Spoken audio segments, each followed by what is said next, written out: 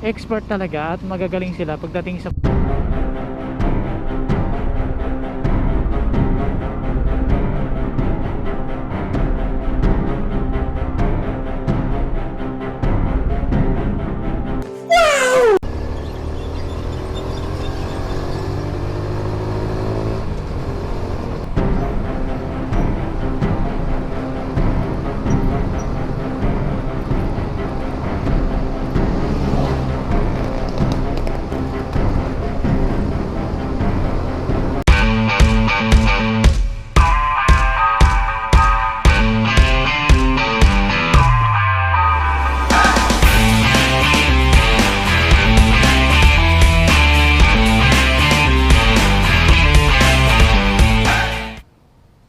good afternoon guys.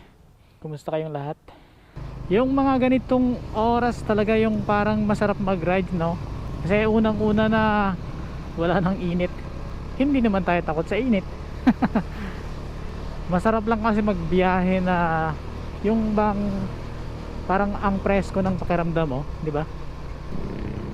Kumusta yung inyong second gear ngayon guys? May mga nakaraan kasi na nabasa pa rin tayong mga comments about sa kanilang second gear. Yung iba kasi na sinasabi nila ay malagutok ang kanilang pagkambya ng kanilang second gear. Gaya ng ating binanggit ng mga nakaraang video natin na ganun nga ang nangyayari din kapag kinakambyo natin yung ating second gear. Nagkaroon tayo ng idea doon sa mga ibang vlog na napapanood natin kung ano ba yung kanilang ginagawa. So marami din yung iba sa atin dito na alam na nila kung ano ang dapat gawin, pero meron ding iba na baka hindi pa rin gaanong alam pagdating sa kanilang second gear kung paano nga ba nila mapapasmooth ang kanilang pagkambyo. Nangyayari lang naman yun kapag sa unang andar, pero pag makalipas na ilang oras or ilang minuto na ginagamit natin ay wala na ang ganong pakiramdam na parang matigas ipasok ang second gear. Yung nakatulong sa atin na ayong sa una na pinapaandar natin, di ba? Huwag muna nating medyo bibiritin ng konti ang ating silinyador kapag ipapasok natin yung ating second gear. Yung sinasabi ko lamang guys ay hindi naman dahil sa ako ay expert pagdating sa makina or pagdating sa magagandang tips sa ating motor. Kasi yung ating sinasabi lamang ay base lang din sa ating mga experience kung ano ang dapat gawin. At syempre dahil sa mga napapanood nating mga video, di ba? Yun, nakakakuha tayo ng idea doon kung ano ang dapat nating gawin. Pero yung takbong nasa 20 lang, parang ganito guys, oh, susubukan natin. Yan, naka primera tayo. Tapos ipapasok natin yung first gear. Idadahan-dahan muna natin. Pagdating ng 20, ganon, di ba? Medyo mabagal pa siya. Yan. Ayun. Yung iba nating ginagawa dito guys, sa umaga na kapag pinapaandar natin, hinahayaan muna natin siyang makaandar. At ipinapractice nating ikambyo ang second gear. Minsan ay nagiging maganda rin ang resulta, nagiging smooth. Pero minsan kasi baka nakakalimutan natin yung mga ganong mga dapat gawin, or yung iba naman ay syempre ay hindi naman ginagawa talaga yung ganon, di ba? Ang sinasabi lang natin ay yung experience lang din natin guys. Pero syempre may iba tayong mga kaibigan dito na mas expert talaga at magagaling sila pagdating sa mga ganito.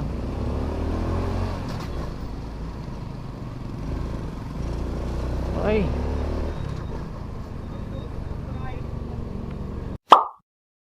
Meron pa tayong napansin din dito guys, no? Yung unahang gulong nyo guys, sa mga nakamotard, okay lang ba na medyo malakas yung hangin? Or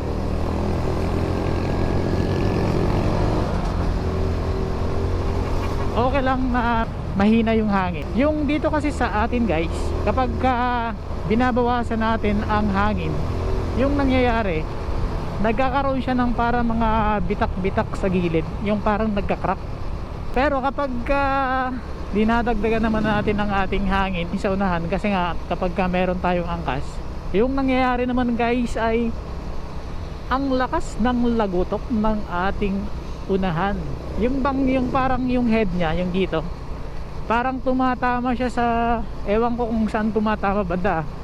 Kasi kapag ka medyo malakas yung hangin na nailagay ko dito sa aking unahan, ang lakas ng lagutok.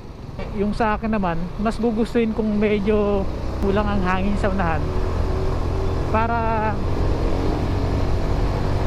yung kanyang plate ng kanyang front shock, iniisip ko na para hindi siya masyado matagtag, lalo na kung napapadaan tayo sa mga lubak.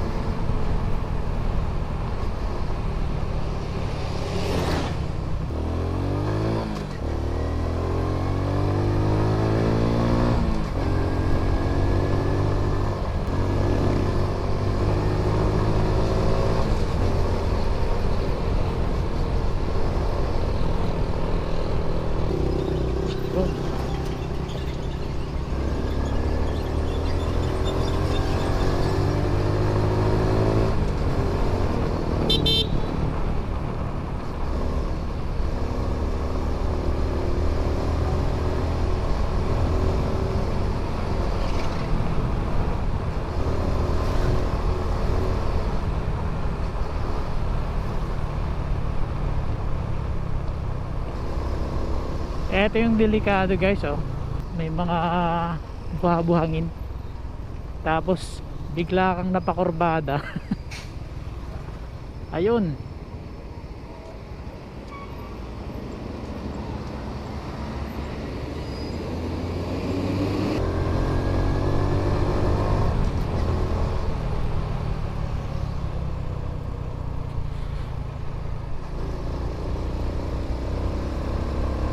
At pansamantala guys, hanggang dito na lang muna ang ating video. Maraming salamat po sa inyong panonood. Hanggang sa susunod pa nating mga video. Ride safe always guys. At this is Nel Ride Moto. Thank you.